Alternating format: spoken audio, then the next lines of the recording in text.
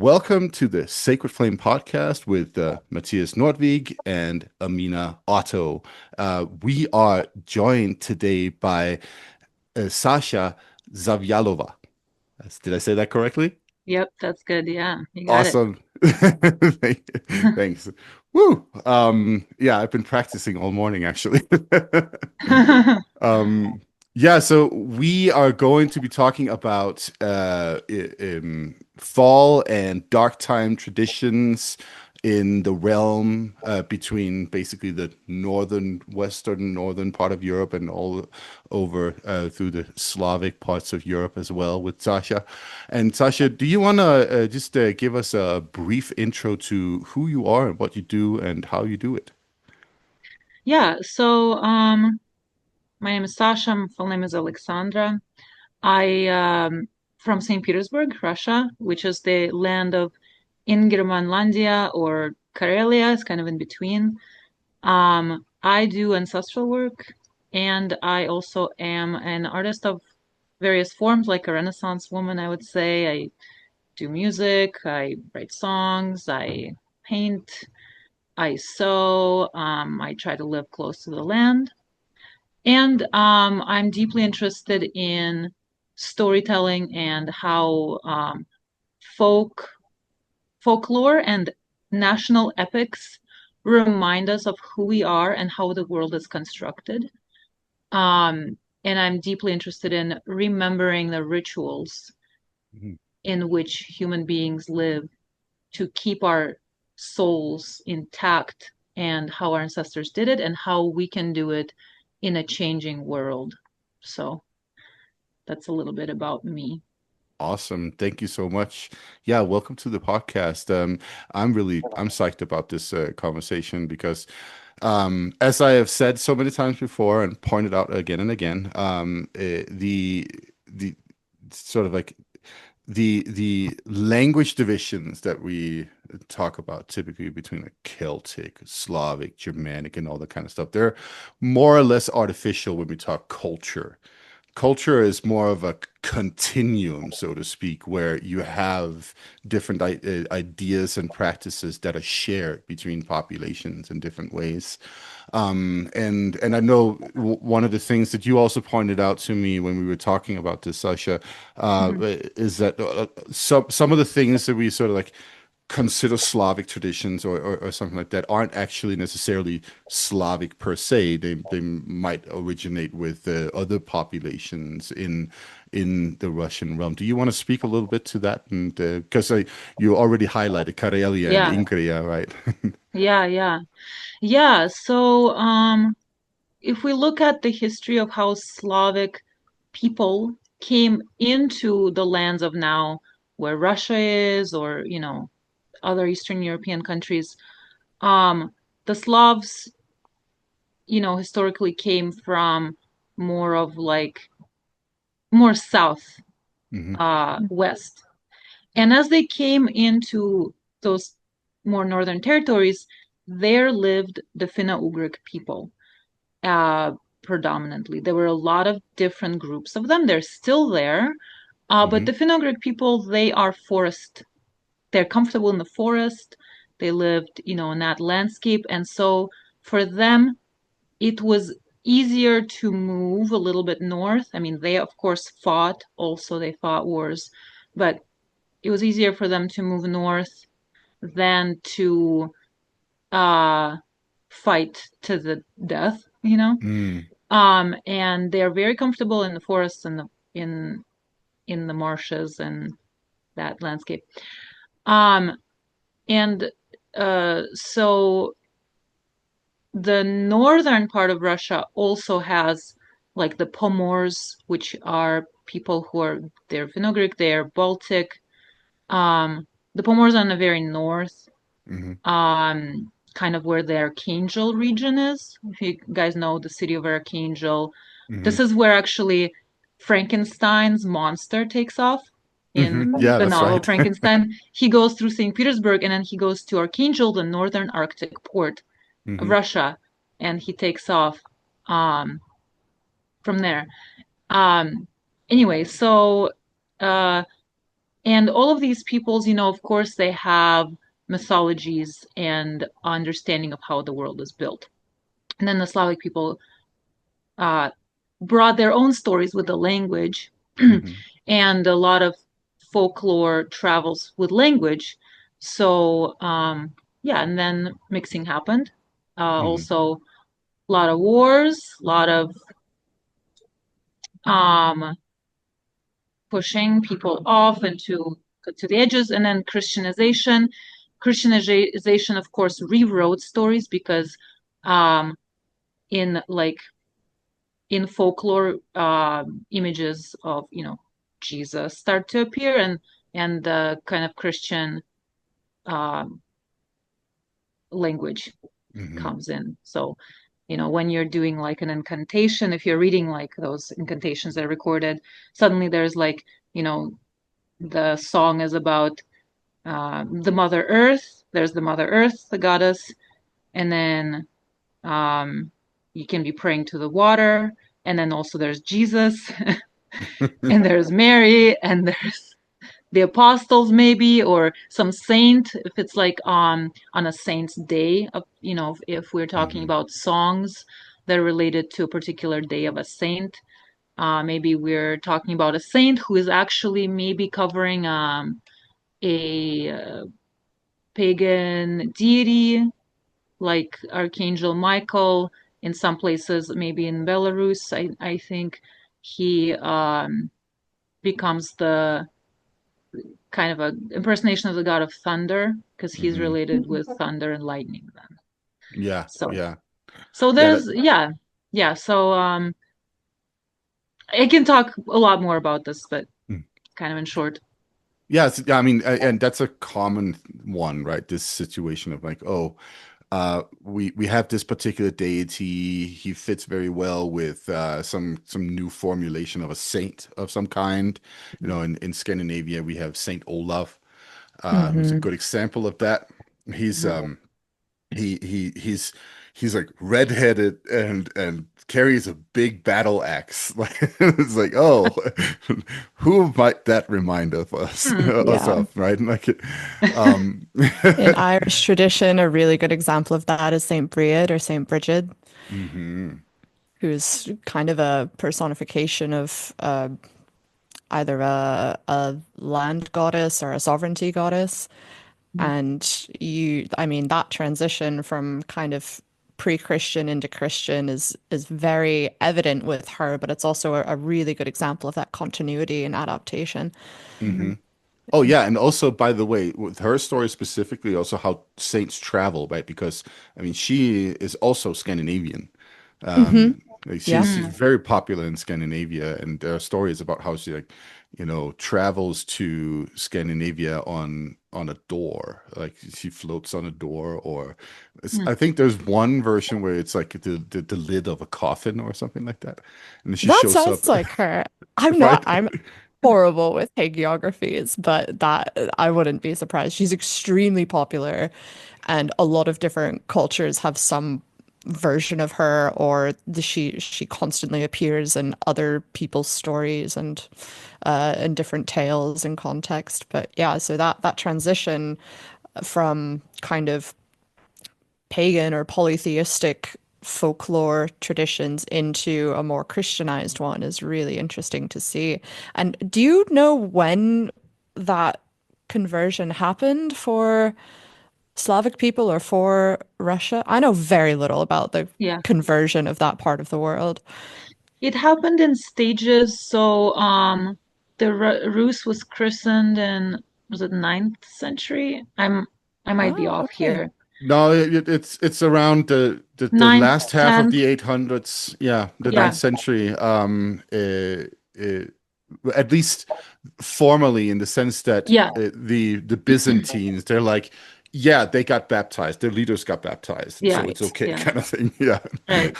Yeah, and so that, first it would be, you know, in the major cities, in the courts, and then slowly spreading and mixing, and Hmm. then some tribes, like a lot of the Finno-Ugric peoples, um, kept their practices and some didn't, so it's kind of what it's been a gradual Hmm. shift.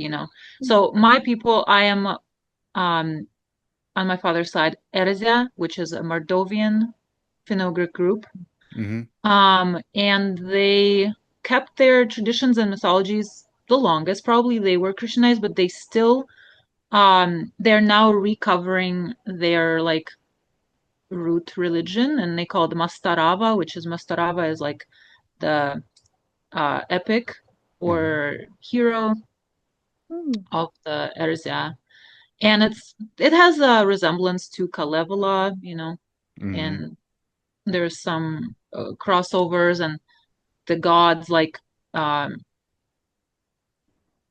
there's the gods of nature, and one of them Hmm. is Pergunepaz, sounds like Perun, sounds Hmm. like maybe Gargunas. yeah, Hmm. yeah, Yeah. yep. So yeah, it was like in stages and different places. And again, like I think that in in Russia, how this happened in other Eastern European countries is that or the religion, the Christianity didn't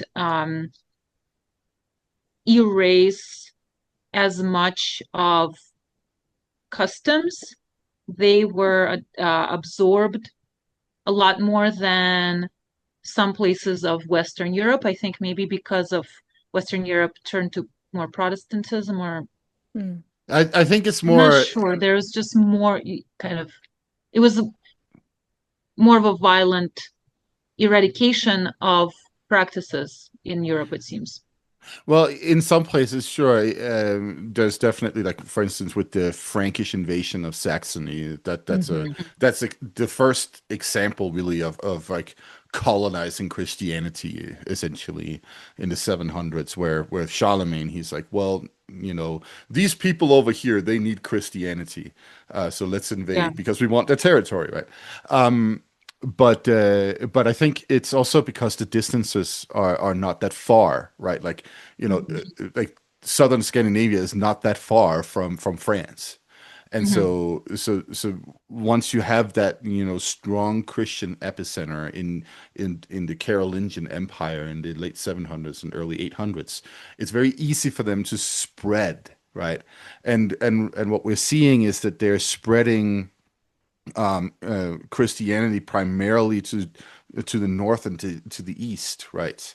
They're heavily focused on Denmark, and they're also Hmm. heavily focused on Czechia and Poland and that whole region. And that's how, once Poland converts to Christianity in 1030, roughly. And also, by the way, when we talk about the Rus, I mean, they are back and forth on it. Like, we know Vladimir the First, he Hmm. for a while was pagan, and then he's like, oh, okay, I guess we have to go back to Christianity, kind of thing. Hmm. Hmm. It's like, so they're like back and forth on this issue too. But once we get into the north, the Russian north, right, then we have, as you said, like we have the deep woods. Hmm. We have territories that are pretty hard to penetrate. And Yeah. so it takes longer. It's the same with northern Scandinavia and the Yeah. Sami, right? They also they are perhaps like, nominally Christian in the 1100s, but that doesn't actually mean that much of what they do is Christian. Yeah. And that's kind of the same with a lot of the other tribes around, right? Yeah, in the north, this is where the most of the epics survive, the Hmm. long epic poems um, that survive, yeah, in the north in Russia, like that region of Archangel and the region of where Pomors live. Hmm. Um, and they survive orally, and so they were recorded in the 19th century. Hmm. There was kind of a ethnographic expeditions going in the 19th century and starting to record only then in writing the epic poems, the folk tales, um, and the customs of people there are very connected to nature, natural cycles, weather. Especially being in the north, you need to be connected to the weather. And speaking of weather and seasons, like we are coming into October. We're in October, we're coming into Samhain, Halloween. There were um, uh, rituals and holidays that are around this time, this transition of the year in the north. And I mean, everywhere, of course, but in the north, they had particular traditions that had to do with the weather, with the wind changing. For example, the around the time of Pokrov, which is a holiday related to Mother Mary. Mm-hmm. Can't remember what in the Christian um, in Christianity what happens exactly in Pokrov, but she covers the Mother Mary covers something with a blanket. I'm not sure. Anyway, but the pagan um, understanding of this is that she comes and covers the earth with snow. Mm. And this is around this time. This is around the end of October. Um, and the traditions talk about like if you go outside and the wind is blowing from the west or the east, it will tell you what kind of winter you're going to have. So there's a lot of kind of divinations about what kind of winter is going to be and how to prepare your crops. And so for people that live in these regions, for them remembering their old folk knowledge and kind of pagan or animist relationships with the forces of nature was essential to their survival, to preserve the crops, to know, um, to just prepare throughout the seasons. Yeah. Yeah. And that's what these, traditions are typically about, right? That's what the stories are about. And it's quite interesting. So there's a couple of things I just want to make sure to mention because it popped into my brain just before when you mentioned Perun and known as Berkun or Berkun and Berkele in that region of like Baltic, Eastern Baltic and Finland, right? Uh, that particular deity also exists in Scandinavian traditions. He's known as Fjörgen in the Scandinavian traditions. There's like very little on him or her because there's actually both a male and a female version of the name. And what is the context exactly? Fjörgen is the father, somebody's father, and when a female also associated with the earth, right? So there's that assumption that Fjörgen as a female is the earth, so that would be Thor's mother. And we know in the Baltic Finnish traditions, Perun or Berkunas are they're associated with oak typically. That's a common theme, and we actually have some very early names of deities from the Rhineland, and this is in the context of the Matroni that name deities after oak. These which also begins with the same root fer, which we find in Fjörgen, which we find in Perkun, Perun, and so on. So this seems to be sort of exactly one of those examples of how these traditions are linked through this very, very old connection. So these references to those like quote unquote oak deities down in the Rhineland area, they are 2,000 years old.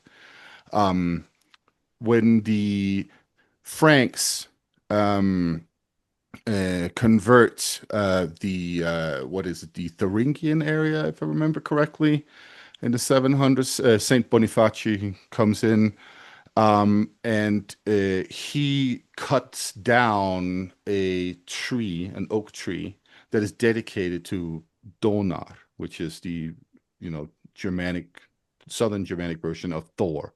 So there's like all of these little interesting links here, right?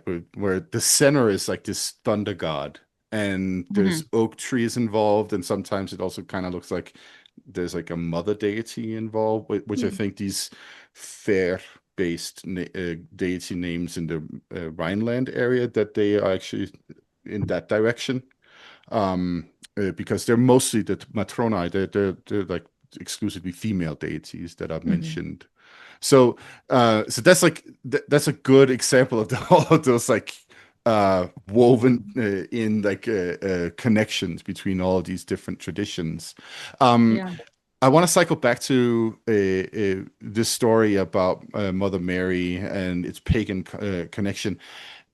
We know a decent amount of like male deities from the Slavic world, like Stribok, Triglav, and so on. What about female deities? Um, do we know any? The I main the main female deity is the mother moist earth, hmm Мать сыра земля, and she's mentioned in pretty much every folktale, every epic poem. Um, and she is as a deity because characters speak with her, pray to her. She protects, she gives life to heroes. So, for example, and then this is a common trope, I think, the epic poetry in Bulini, the hero, when he travels to a foreign distant land, or perhaps outside of the middle world to the beyond, he to keep his strength, he takes with him a little bit of the earth Mm, Mm. and its connection to the mother, that that's connection to the that's mother really earth. cool.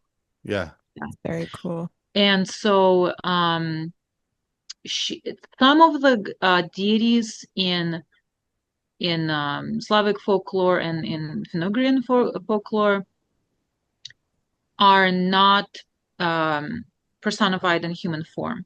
There are some, and uh, that's an interesting form, a way of relating. I think that we're relating to Mother Earth.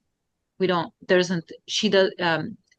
She doesn't need a personification, perhaps because she's already here. Mm. hmm Because we walk on her. She is here, present.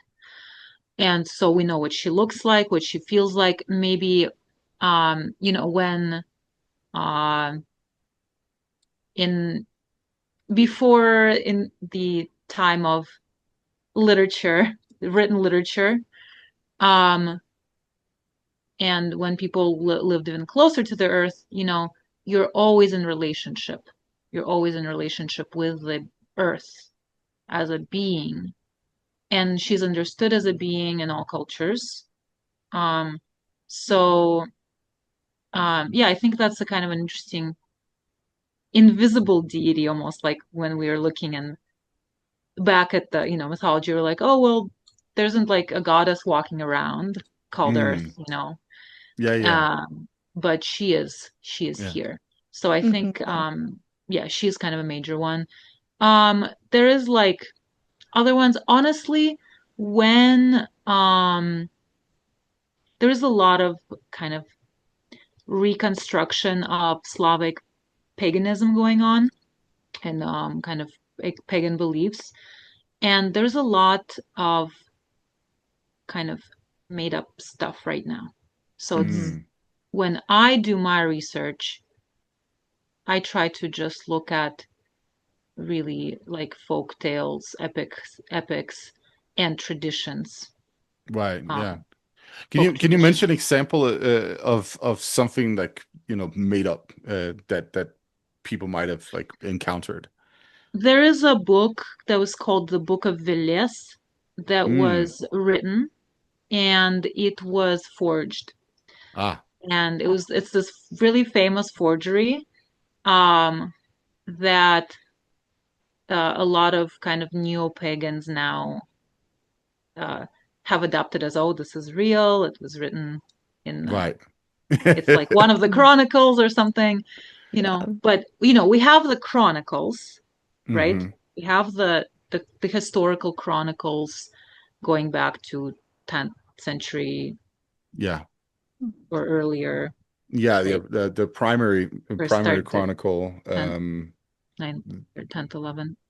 yeah, the primary chronicle I think is written in the 10th century by Yeah. Nestor, right? Hmm. Yeah. Yeah, no, I mean, yeah, it's the same problem all over, right? Like we also have that problem with Nordic stuff. We have it with Hmm. the Celtic Gaelic stuff, right? Like Oh, the yeah. Yeah. people, And you see that start to crop up a lot, especially during the when writing down these folk tales and collecting these folk tales to tie yourself to your national history was becoming a much more popular practice.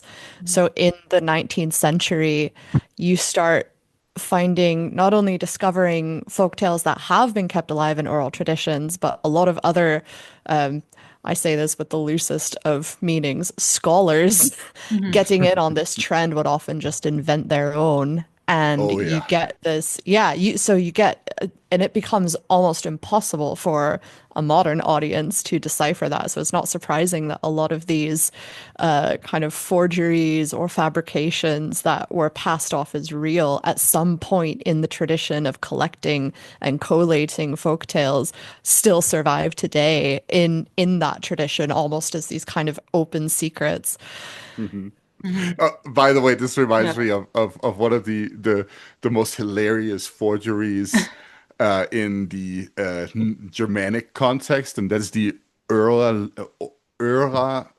Linda book, I think it's called. It's Dutch. So this is like this forgery from the 20s or 30s. I can't remember exactly, but it was like a big deal with the Nazis for a while too, because there were like, some proto-Nazi guys that were like totally into it.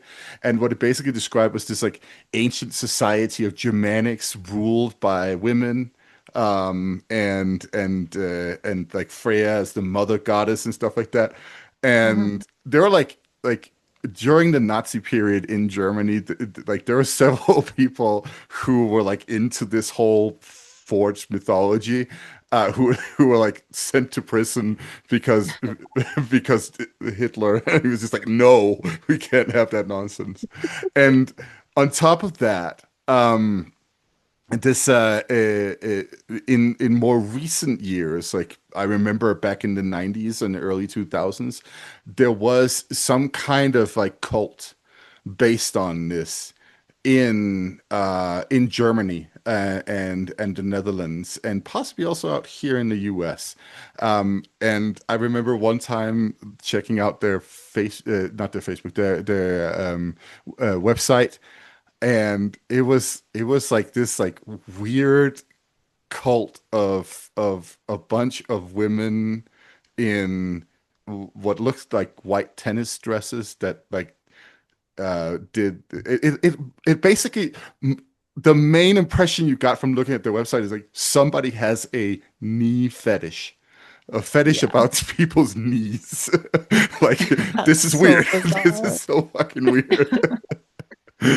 So yeah, that's the kind of stuff we get in the Nordic context. And in Finland, I think there's this guy who came up with some kind of he wrote some Brute Norse has done Hmm. an episode on this. He wrote some kind of forgery about Atlantean origins of Finland or something like that. Oh, And yeah, I might have listened to that one. yeah, and it's it Like and Alien something. alien something, and then also you basically have to autofilate, I guess, suck yourself off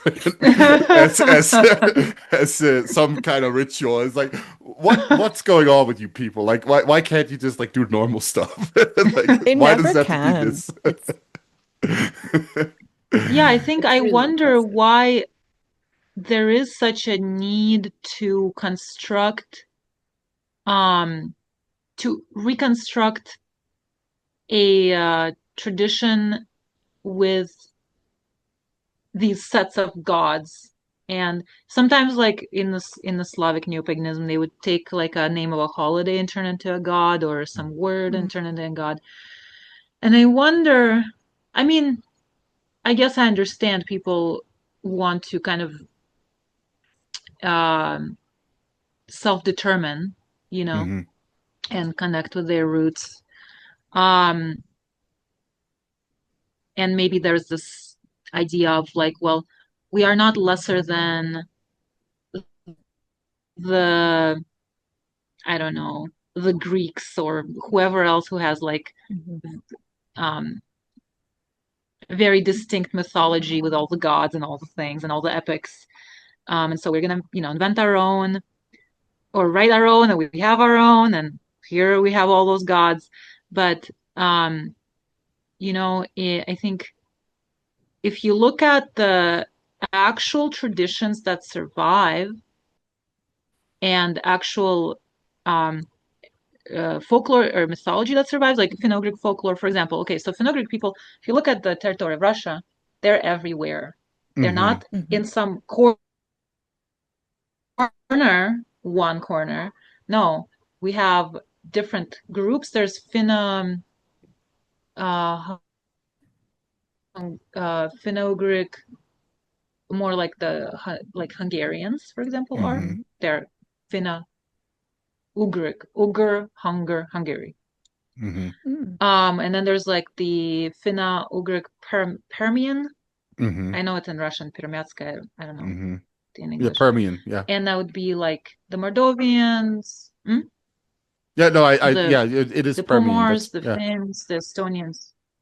Hmm. Yeah, And okay, Como, yeah. Komi as well, right? Anyway, and so Mhm. Komi, Mari, yeah, yeah, Yeah, yeah. yeah. Um, Erzya, Moksha, uh, Karelians, Hmm. Ingrians. I don't know if they're. I don't think. I don't know if there's any of them left. But they have in their epics the goddesses. Actually, in a Finno-Ugric epic in for Erzya, the goddesses are very important and just as important as the male gods, and they're just personifications of nature. Hmm. Okay, so the earth, the water, rivers, forest, etc. Hmm. Yeah, Um, I mean, I think that is how it has always been with most of these traditions, with all of them, I would say. Mhm. But then we run into that, complicated issue of the Greeks writing down a bunch of epics and narratives about their deities, where they become like this cast of characters in a cartoon, right? mhm, And so that has become sort of the standard for understanding what like pagan deities are. This is Yeah. also how Snorri Sturluson is writing, and also these unknown authors of the Eddic poems in Iceland, right? Like they're yeah. writing these similar types of stories, very much influenced by the Greeks and the Mhm. Romans and their perception of deities, right? And so, you get that reinforced, and that's how you can make Marvel movies out of the Nordic tradition, right? Um, but at the end of the day, once you draw back that curtain and you look at, what were the traditions around these deities? What's the etymology of their names, Mhm. and their stories and so on? Then you realize that, this is relevant for that life that everybody was living at the time, as primarily farmers and hunters and fishermen, right? Mhm. And uh, their deities fit into that world as helpful spirits that that would improve life in different ways, and Mhm. ward off the spirits that would do the opposite, right? So, Yeah. and I think that's very very similar to what you're describing here, Sasha. only in those epics like the Kalevala, um, they have sort of like survived more with their connection to nature than these like more anthropomorphic figures that we know from the Nordic context, or the surviving material from the Gaelic context as well. Hmm. Well, in Yeah, it's Kalevala, we have, there are characters, there's a plot, things are happening in Russian epic poetry, in epics. There's that in the folk tales. But yeah, there is a certain rhythm, a slightly different rhythm maybe when it gets closer. Uh, when it's, I don't know. There's a bit of slightly different rhythm that I'm Hmm. noticing. I can't really put my finger on it right now. Um, but um, like in Kalevala, we have Lohi. Hmm. She's this, quote unquote witch, we call her in Hmm. English. But Mhm. is she? She's kind of a deity, Hmm. Oh right? yeah, for sure. Yeah. She presides over animals and spirits, and then she kind of presides over Pohjola, which is a bit of an underworld, right? Yeah. Pohjola is, if you look at the Nordic world, it would be kind of one of the lower ice realms, maybe. Mm. But it's just to the north too, right? It's to the north, yeah. Yeah. So that is Pohjola, also like the Nordic tradition. Like yeah, to Mhm. get to hell, you have to go north and down, right? yeah. Yeah. And then And Pohjola is where the I think that is where the roots of the great tree are too, in hmm. Mm. Pohjola. Yeah. And so Lohi is similar to Baba Yaga in some ways. Mm. There is something about Lohi having to jump, like there's a river of fire and she goes over it, and she's kind of like both, she's evil, but also she's not, because there's kind of an exchange that's happening with her and with her daughter.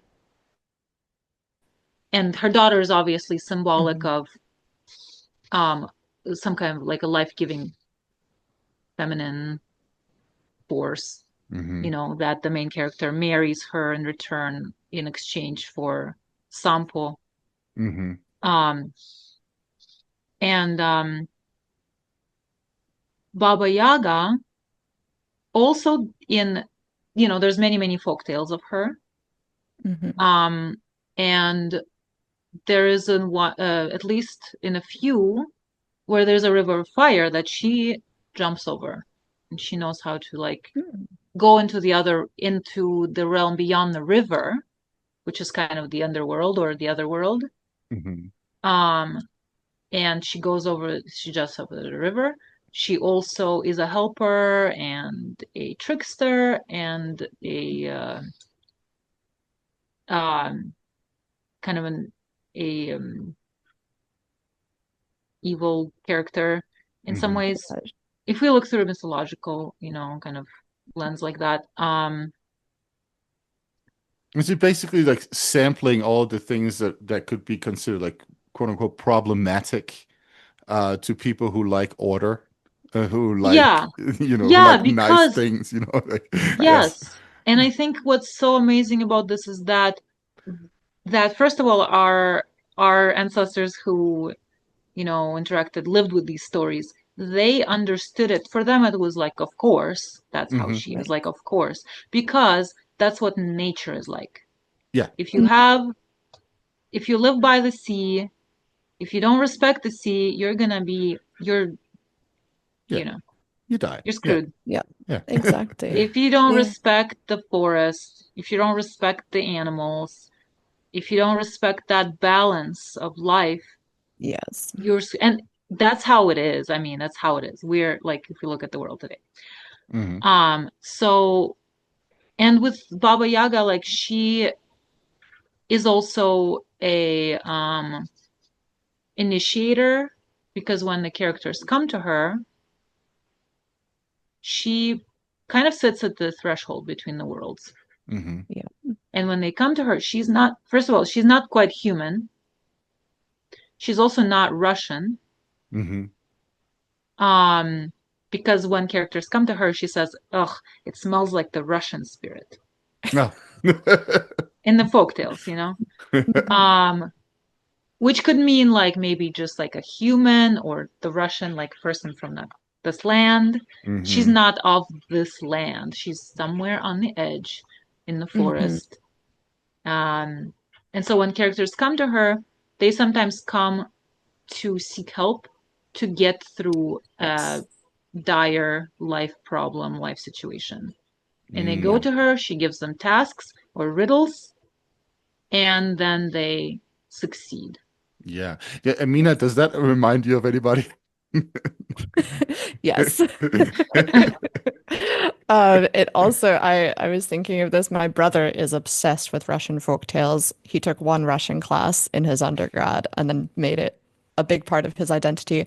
But he recently recounted to me the story of Vasilisa the Beautiful, who Mm, is classically one of those people who goes to Baba Yaga and asks for help. This poor girl who's going to be married to someone she doesn't want to marry, and she goes to seek help from Baba Yaga.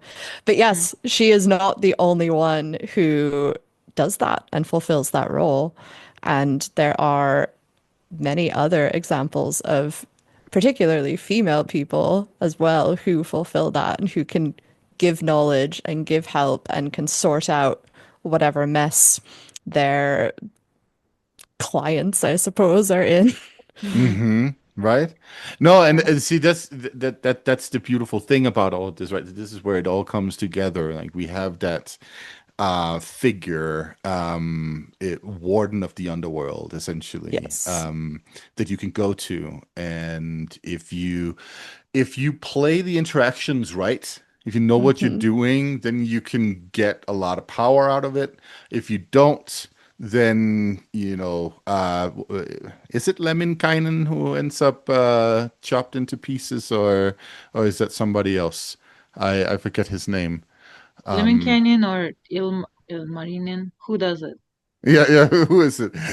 Not The to But put guy. you on the spot. But that's, I mean, that's like the Yeah. Finnish version of that same story that we have in the Nordic or the other side of the Nordic uh, Hmm. uh, uh, uh, portion of Europe, right? With Balder, who Yep. dies and goes to the underworld, right? Like this is a very common theme. This is what our ancestors understood essentially to be one of the most powerful things you can do is to commune with the dead, commune with the underworld.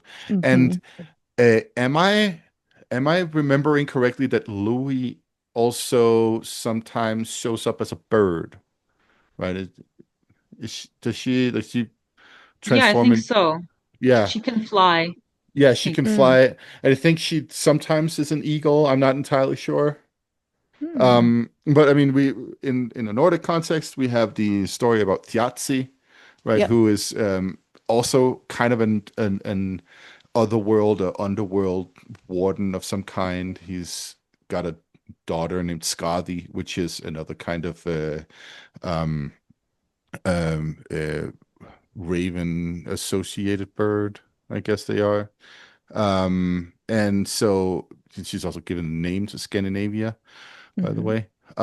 So she's an interesting figure, right? Because she's definitely underworldly too, and she shows up with uh, in this situation with the gods, and basically uh, makes demands. Hmm. Like a female figure that just shows up and makes demands of the gods. That doesn't happen that often in Nordic traditions, No. right? So that just tells you a little bit about how powerful she is, and who else can do that? Hell can do the same Hell. thing. She does the same Yep. thing, right?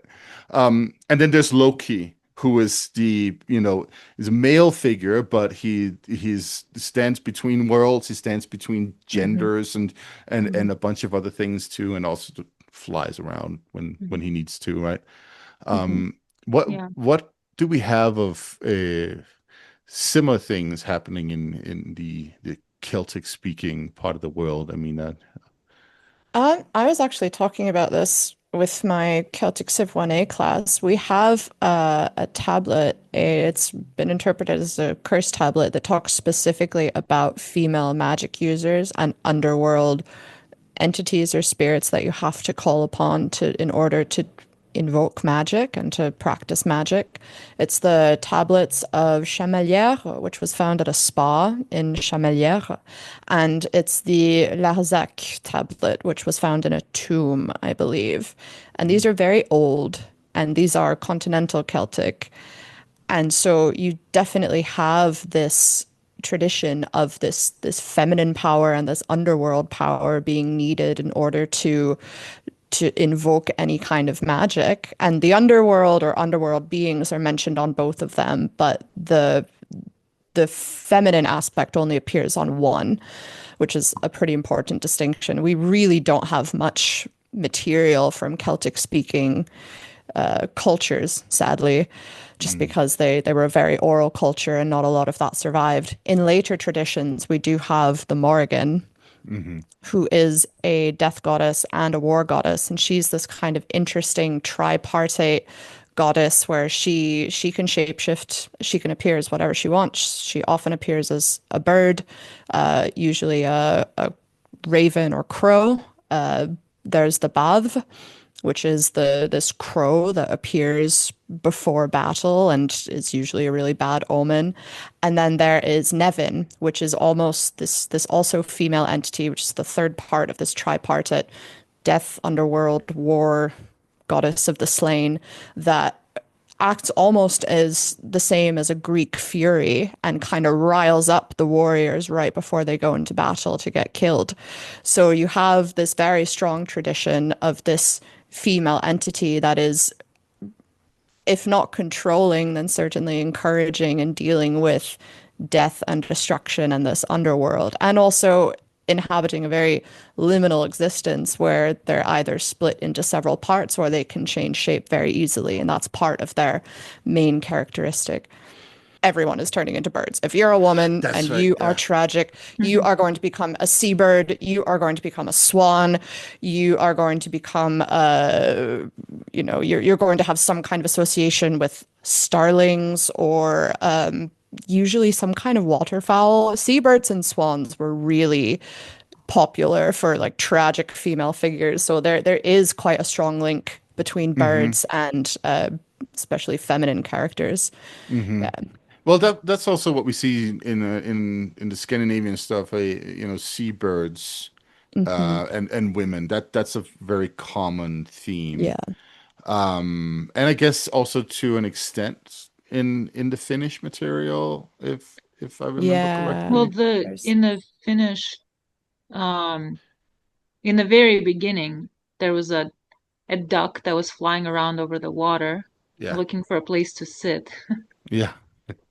And like, where did the duck come from? Like suddenly we're making the world, who knows? we just before the earth is even made, You know, that there's a duck. It's like, hey, that's I questions you gotta don't sit ask. somewhere. Don't worry about it. Don't ask those kinds of Yeah, don't questions. ask those questions. But Yeah, and I mean, then that's the creation myth that is, basically shared between Scandinavia and all of like Siberia, Eurasia, and North America, right? Like yeah, this, the story about a animal that goes down below the waters and then picks up material that it puts on something, right? Hmm. And in the Finnish material, then that's what's her name? That's the Great Mother that it Ilmatar. put, yeah, is putting the sludge on her or the mud or whatever on her, Hmm. right? Yeah. Yeah. And so Oh, so it's such a beautiful song, myth. Um, yeah. Just like there's that part where she lays in the water and her knees are exposed and her shoulders or something, and the knees become like mounds on which the duck can sit, and Oh. um, like she the duck has like an egg. hmm She Hmm. lays an egg, and the egg breaks, and from the top the sky forms, and the bottom the earth, something like that. Hmm. Yeah. Yeah. Yeah. In North American indigenous traditions, I want to say this is kind of from the Northeast, but I think there's also iterations of it throughout.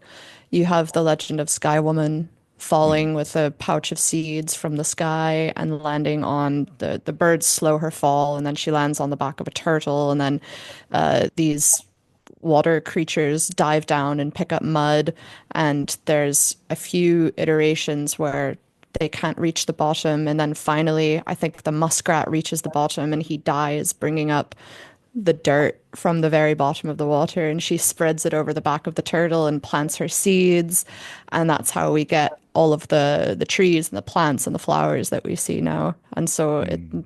that part of North America and the continent of North America is referred to quite often as Turtle Island Mhm. in a lot of these traditional stories. Yeah, But in the Finnish version, Vainamoinen is basically sowing yeah. trees everywhere. And like, Mhm. I love that refrain. Like, what is it?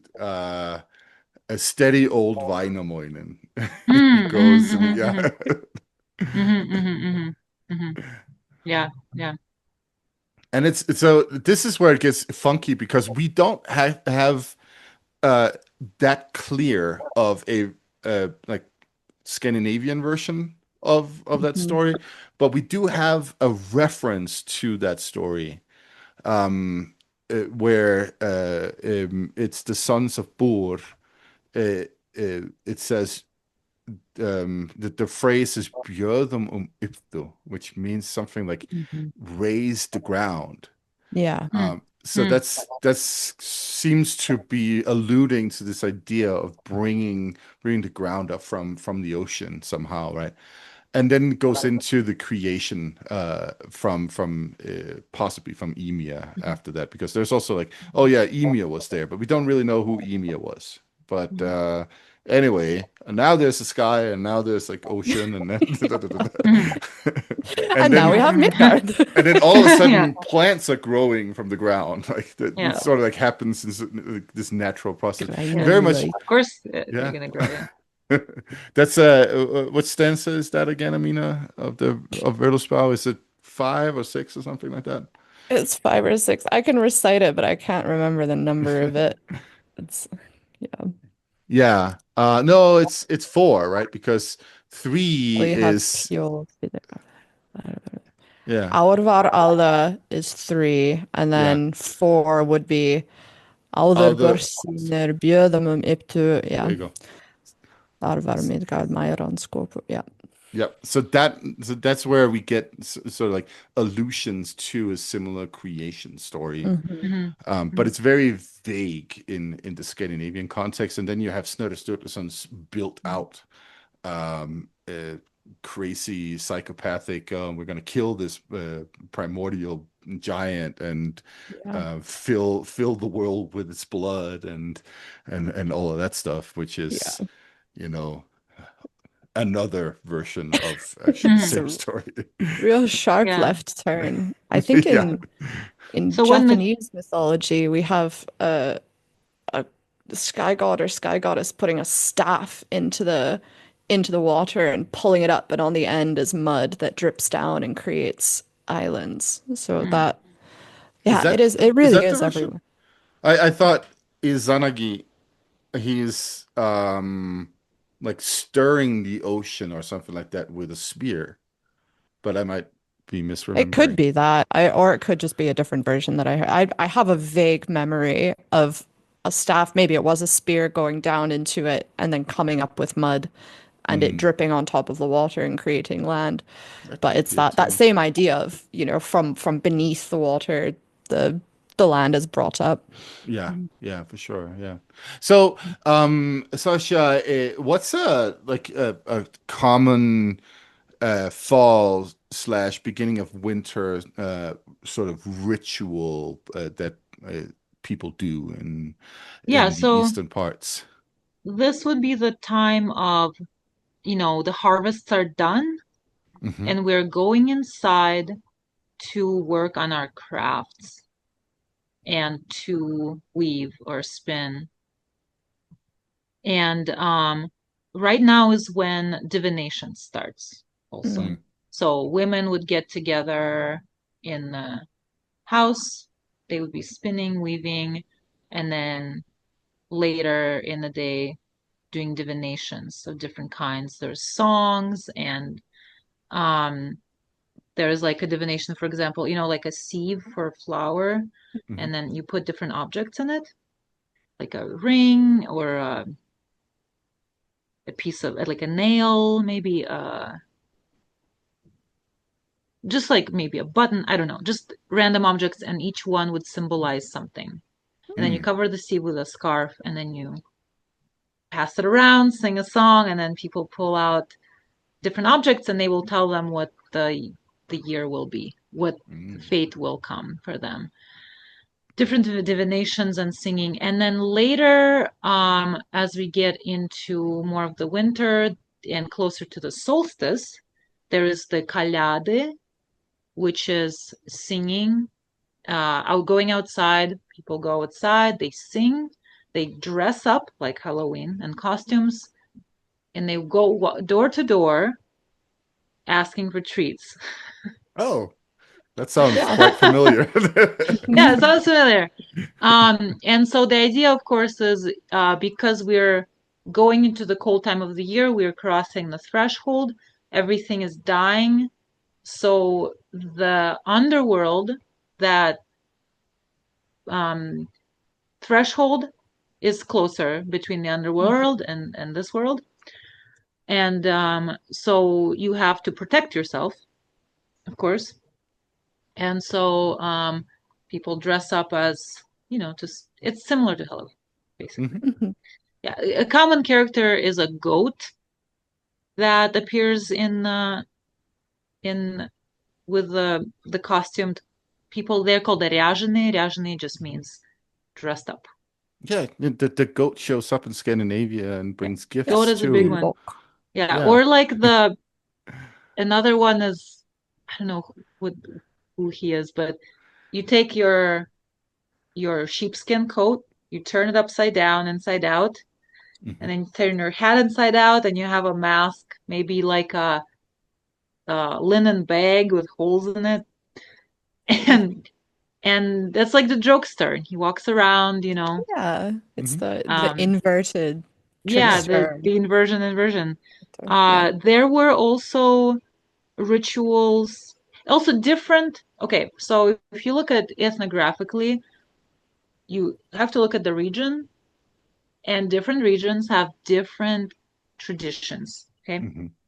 there are some unified things like, okay, this is like the harvest, this is after the harvest. After the harvest, we have a big market. There's like the pre-holiday markets, which come with songs and games and things like that. There is the commemoration of the dead also. Mhm. It was covered up by the Day of Saint Michael also in Mhm. some places. And so before big holidays, you feast with your ancestors. Mhm. Mhm. But again, you have to look at particular regions and to see what they're, because different regions would have different things, different Mhm. songs, slightly different traditions. Everybody could be doing divinations during the like end of the harvest, after the end of the harvest and the winter. It's the time of divination, Mm. but they may be different. Yeah. It's Yeah. also, again, that's the same in Scandinavia, right? Like the downtime is the divination time too, right? This is when we Mhm. we have these very elaborate rituals with the völva who sits up on the statler and everybody's singing a vadlokker and all that kind of stuff, right? And that's Mhm. exactly that, that local version of a very widespread tradition with its own particular context, so to speak, where Hmm. people have, built on that over the years and centuries, right? Hmm. Yeah, no, it's quite fascinating to see just how similar all of these traditions actually are, right? That it's like these Hmm. local expressions of common ideas. Hmm. Yeah, and I often think about, and this is a big interest of mine, is the river pathways, the river roads, Hmm. and how the people, when I look at my ancestors, there are some who are um, from near Baltic, and then northern Russia and central Russia, Finno-Ugric, Erzya. Um, and they used the rivers a lot. There was a lot of exchange. There was Hmm. a lot of exchange. And the stories uh, were exchanged too. And there was always a storyteller on the boat. Um, and there was even a hired position for a storyteller to be on the Hmm. boat. Oh, Uh, good. and he was paid a double wage. I just love this because I'm like, well, if I was a storyteller on the boat, I'd love a double wage. That'd be great. I'd also be charging extra. Yeah. Yeah, like um, Yeah, no, and we something. we we have that in Scandinavia too. And we call them scouts.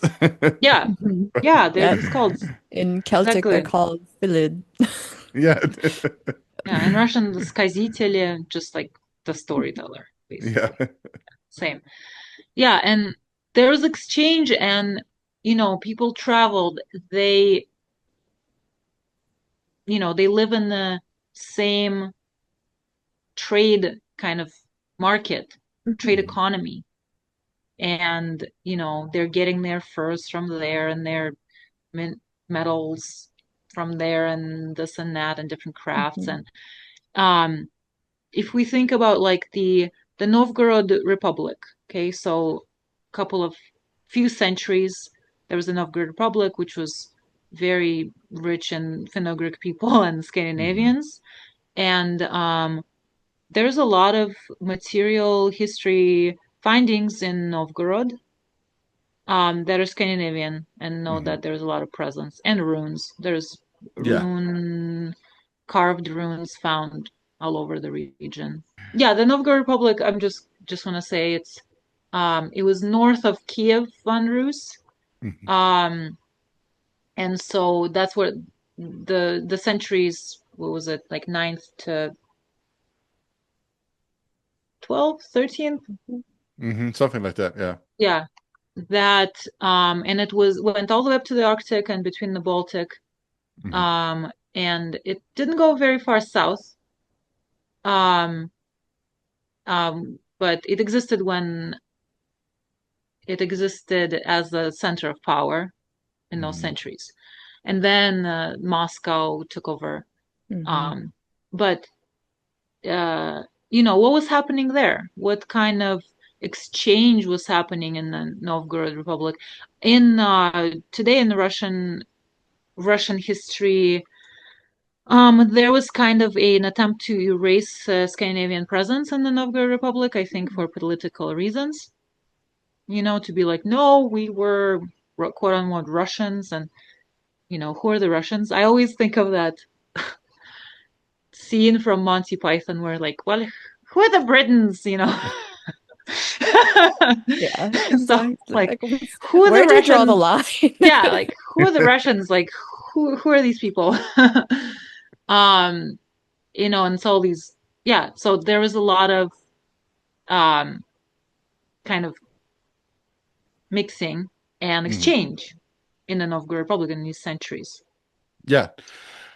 No, I mean that's actually that's that big elephant in the room situation when it comes to Russia, right? And it's like the denial of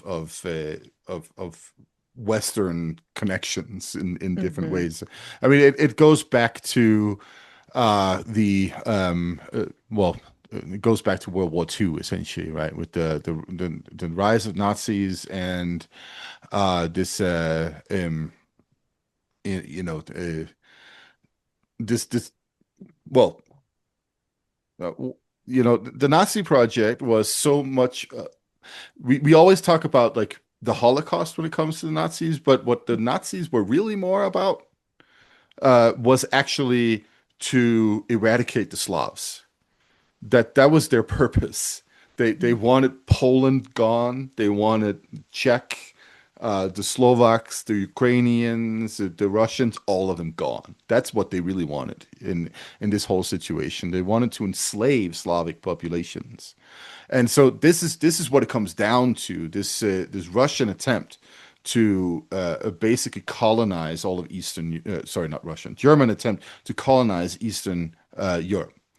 And understandably, in that context, you then have a Russian pushback on that because the Germans are using this like the Scandinavian presence as quote unquote Germanic presence to say these are our original territories. Hmm. This all belongs to us, right? In this like very watered down, even pathetic view of history and peoples, right? Because that's what it is. It's a pathetic Mhm. view of humanity in and of itself.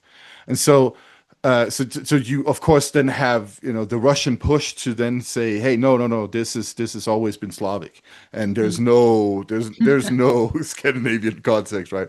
But at the end of the day, what we know when we look at the source material, when we look at the archaeological material, when we look at written sources, we know that there's so much connection between, Hmm. particularly between Scandinavia and the Russian-Ukrainian area today.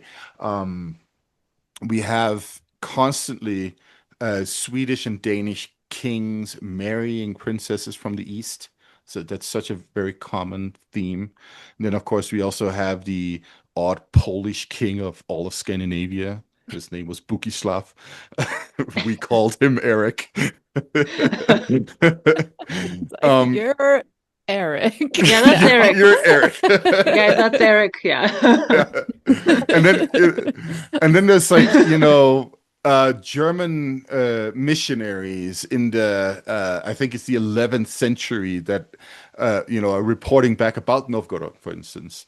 Mhm. Because they're going over there trying to spread their brand of Christianity, right? And they're like, this place is full of Danes. This is literally one of the writes a little back. Russia is teeming with Danes and runaway slaves. So, I mean, that just tells you just how connected these places were, right? Mhm. And we can also look at it in terms of like more sort of like attempts at imperial politics, right? You have Denmark. Denmark is responsible for Christianizing, the entire Polish coast and Estonia. Sweden is responsible for Christianizing Finland, right? They sent crusades in. Estonia is Danish for over a century for a while because of that, right? And that's also, according to Danish legend, where we got our flag, like it happened in Estonia. Um, and so like you have a lot of like political interest in the Eastern Baltic and in the Russian area from the Scandinavian region. And then of course there's the German order as well that spreads into what was once its own ethnicity, the Prussians, right? They become Germans Right. and then farther north and east from there, right? So this is like a all of these connections, all of these events are glossed over by what has happened over the last 100 years, roughly, Mhm. which is an entirely different geopolitical situation. And when you start looking into it, you really realize that these were, both Scandinavia and the Russian area and much of Eastern Europe were these very mixed kingdoms, right? Of many different ethnicities that did sort of their own thing, and then they had to pay taxes to some guy Hmm. who happened to sit in Novgorod or in Kiev or in Moscow, right?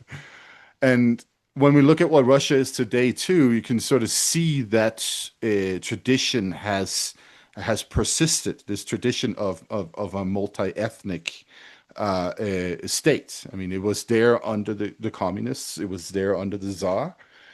It's still there today under Putin, but not perhaps as Hmm. expressed in the same way. There's like it's glossed over with sort of like a Russian type of nationalism, but then it's like okay, as long as we got that box checked, then you can be Tartar or Ingrian or Komi or Chukchi or whatever, right? Like, Mhm. so it's still there in the traditions, I'd say, to a degree. Mhm. Mhm. Yeah, there was even a sea language, a sailor language in between Norway and Russia. I don't know Yeah, when exactly, but they developed kind of a yeah, common with exchanging words and yeah. No, and there's still a Norwegian minority in Russia, actually, Hmm. up on the Komi Peninsula. Just like oh there's a yeah. Swedish minority in Ukraine. Right? That yeah, So that's weird. that's because of the communists. So Mm. because of uh, the Baltic states were under Swedish rule for a while, and that then precipitated Swedish-speaking populations in the Baltic states that were then later on transported farther east or to Ukraine or other weird places Mm. because the communists felt that that needed to happen for some reason. Mm. So it's like a village of like 300 people in Ukraine that speak Swedish. That's funny. Interesting. Yeah. Yeah. Pretty weird. Yeah. Um, so we are coming up on the end of our podcasting situation here. Sasha, do you want to tell people where they can find you, they can find your work and follow you and all those things? Yeah, so I right now I'm primarily sharing through my Instagram, which is Alexandra with an X, like Alexandra dot Vialo V Y wait VJO wait I'm bad at spelling out with letters. VJALO. And Vialo, the that comes from my last name, Zavyalova. My father tells me that it's the Erzya word for a blizzard, which I think is kind of epic. Ah, So I that's That's took very I'm cool. like, cool. okay, I'm Alexandra Blizzard, so that's my name.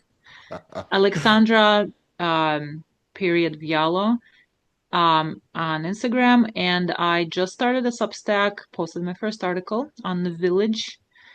Um, that's just my name, Alexandra Zavyalova.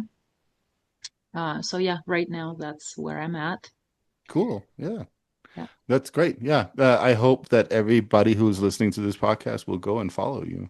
And I think being called Blizzard as your last name is a lot cooler than me. That's just like Northern Bay. It's the guy from the Honestly, Northern I think Bay over there. Zavyalova, I think it probably comes from having curly hair. Ah, okay. Yeah. My dad says, he wants to be more heroic, and so we are the Blizzard family. The Blizzard family. What about you, Amina? What does your last name mean? Ugh, The my eighth? last name, well, Otto. As far as I know, it's Dutch, and Oh, it could mean something like mountain or rich mountain.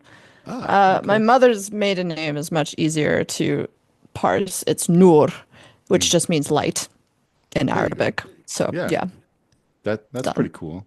Yeah. Yeah, no, I was wondering about Otto actually because it's like and that doesn't that mean eight in Italian or In something like Italian, that? yes, Yeah. So it does. well, cool. Thank you so much for joining us, Alexandra. Thanks, And Sasha. Thank you so uh, much, guys. Yeah. I just want to remind all our listeners that you can also find us on Instagram, the Mhm. Sacred Flame Podcast. And if you think that what we're doing here is a cool thing, then you can also always go support us on Patreon as well. So hopefully you'll do that. And with that, I want to say happy Halloween to everybody. Yes. Go read some spooky Baba Yaga stories. Yes. Yeah. Treat yourself. Go demand treats from people and dress up with inside out sheepskins. Yes, yes. All right. Yeah, Bye, such a pleasure to everybody. be here, you guys. Yeah. Thank you so much, Yeah. Sasha. Yeah, thanks for Bye. joining us. Bye.